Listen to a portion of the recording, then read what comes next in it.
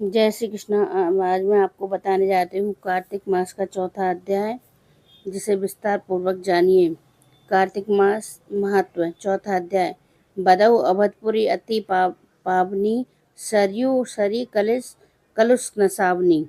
तो इस तरह से शुरू करते हुए नारद जी ने कहा, ऐसा कहकर भगवान विष्णु मछली का रूप धारण करके आकाश से जल में गिरे। उस समय विंध्याचल पर्वत पर तप कर रहे महर्षि कश्यप अपनी अंजलि में जल लेकर खड़े थे। भगवान उनकी अंजलि में जा गिरे। महर्षि कश्यप ने दया करके उसे अपने कमंडल में रख लिया। मछली के थोड़ा बड़ा होने पर महर्षि कश्यप ने उसे कुएं में डाल दिया। जब वह मछली कुएं में भी ना समा सकी तो उन्होंने उसे तालाब में डाल दिया। जब वह तालाब में भी ना आ सकी तो उन्हें से समुद्र में डाल दिया।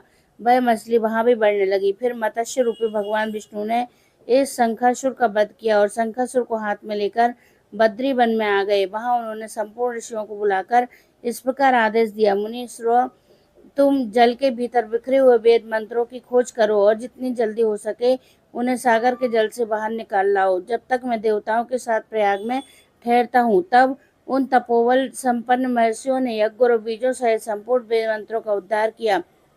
उनमें से जितने मंत्र जिस ऋषि ने उपलब्ध किए वही उन बीज मंत्रों का उस दिन से ऋषि माना जाने लगा। तदंतर जब ऋषि एकत्र होकर प्रयाग में गए तब उन्होंने ब्रह्मा जी सहित भगवान विष्णु को उपलब्ध हुए सभी वेद मंत्रों समर्पित कर दिए। सब वेद मंत्रों को पाकर ब्रह्मा जी बहुत प्रसन्न हुए।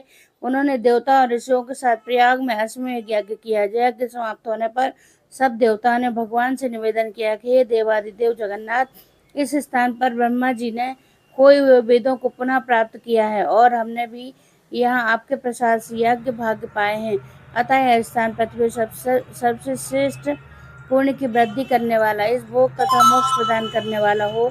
साथ ही यह समय भी महापूर्ण और ब्रह्मघाती आदि महापापियों की शुद्धि करने वाला हो तथा यह स्थान यहाँ दिए हुए दान को अक्षय बना देने वाला हो।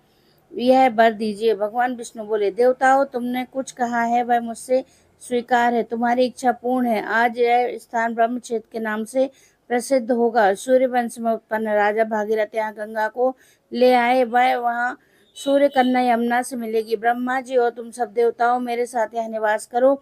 आज से यह तीर्थ तीर्थराज के नाम से विख्यात होगा। तीर्थराज के दर्शन से तत्काल सब पाप नष्ट हो जाएंगे।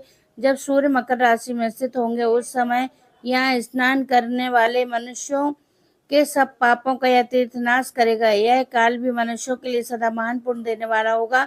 माघ से सूर्य के मकर राशि में स्थित होने पर यहाँ स्नान करने से सालों गादी फल प्राप्त होंगे। देवादिदेव भगवान विष्णु देवताओं से ऐसा कर ब्रह्मा जी के साथ वहीं अंतर ध्यान हो गए। तत्पश्चात इंद्रादि देवता भी अपने अंश से प्रयाग में रहते हुए वहां से अंतर ध्यान हो गए। जो मनुष्य कार्तिक में तुलसी जी की जड़ के समीप श्री हरि का पूजन करता है वह श्लोक